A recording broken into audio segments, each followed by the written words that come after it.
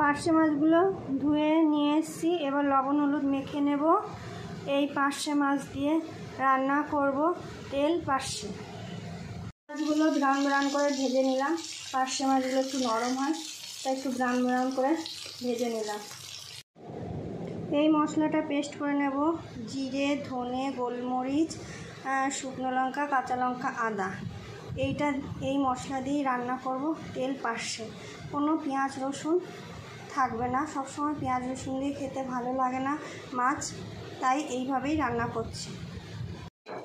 তেলে জিরে, শুকনো লঙ্কা, তেজপাতা ফোড়ন দিলাম, একটু দিয়ে দিলাম হলুদ, নুন দিয়ে টমেটোগুলোকে ভালো করে কষে নিলাম।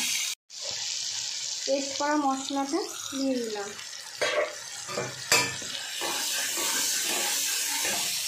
মশলাটা ভালো করে কষা হয়ে গেছে, এবার জল দিয়ে দেবো।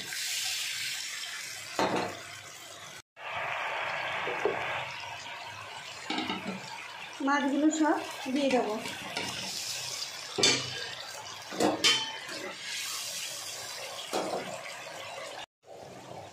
হয়ে গেছে, এবার ধনে পাতা ছড়িয়ে নামিয়ে নেব।